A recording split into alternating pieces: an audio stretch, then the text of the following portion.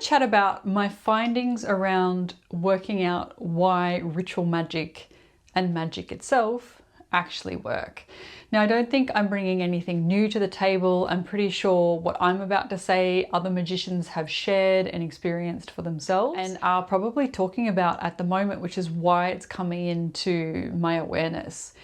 I have been consuming some really amazing content from a few magicians that has really inspired me and made me think more deeply about why ritual magic works. And the first magician I want to bring up is Damien Eccles.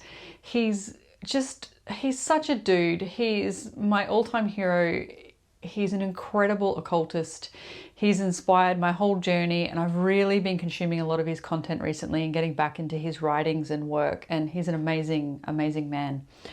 The other occultist that's really inspired me recently, who's been releasing some incredible content on his YouTube, is Jason from Magick Me. So knowledgeable. He's been releasing these videos recently talking about the symbology or symbols in occult workings or ritual magic or magic itself, like talking about the magical circle, the wand, the cup, all these very traditional symbols that are continuously coming up through magic and ritual work, and how those symbols are deeply ingrained in our psyche and have been for centuries, and what it actually represents.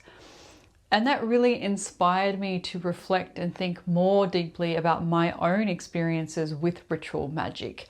Oh, another mention is Richard Kaczynski. I hope I didn't butcher your name, Richard.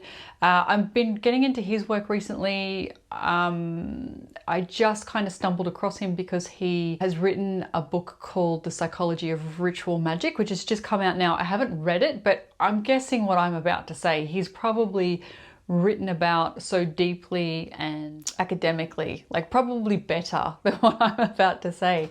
So I just wanted to take note of that because I know that book's come out and I'm very interested in what that has to say. So what I've realized, here are the common themes that I've noticed through my work. So everyone pretty much knows that I'm a professional international psychic. If you're just coming to my channel now, well, that's what I do. And I specialize in reading the subconscious and helping people understand their emotional and psychological blockages, and then how to practically work through them so that they can become the person they desire or move more into their spiritual practice and purpose. That's what I specialize in. So what I've noticed in this process is that when I'm pulling something from the subconscious and making it conscious by speaking it, saying, okay, you feel like this is the suppressed emotion, this is what it's connected to, this is how long it's been there, and this is what you need to do to move through it. There's something about simply just acknowledging the emotion that's been suppressed. The acknowledgement itself creates an understanding, a consciousness, and then an opportunity to create change by making a different choice. Even the acknowledgement of the subconscious part of the mind or the emotion itself, there is always a shift that happens when we sit with the emotion and acknowledge it. It changes into something else. Now, this also brought up a connection to quantum mechanics.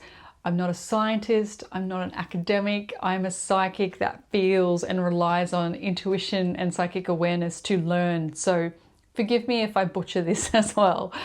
So in quantum mechanics, there's that really common experiment where they were observing quantum particles.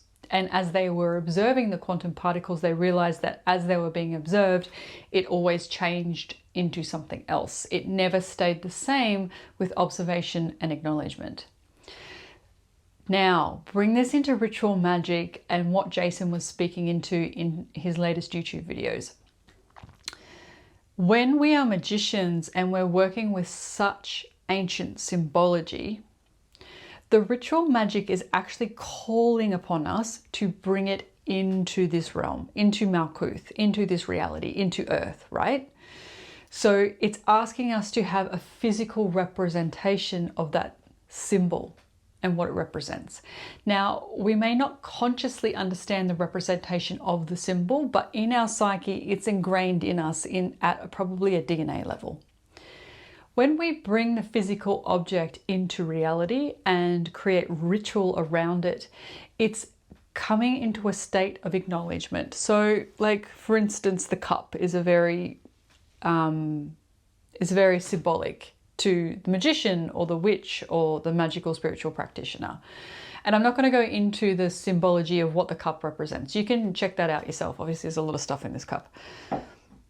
But we're placing that object, we're taking it out of the subconscious, out of the psyche, and we're manifesting it and pulling it into this realm, into this reality.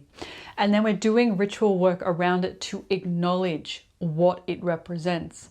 And then through the acknowledgement, we're using our will to create and influence change.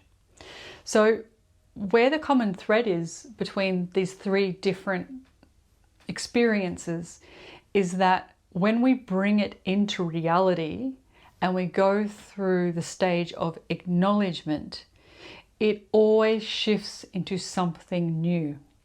And I feel this is why ritual magic works the way it does. When you think about what we use magic for, we're using it to create change, bring about something that is needed, elevate our state of consciousness, come into a higher state of being. Whatever it is, we're always using magic to create some type of change. And magic always calls upon us to acknowledge something to create that change. So this is what I've come to as to why ritual magic works, and why with deep inner emotional work, we always do change through acknowledgement. So I'm really curious about what your findings are and why you think ritual magic works. Let me know in the comments down below, and also let me know of any other occultists or sources that have inspired you to understand magic more deeply.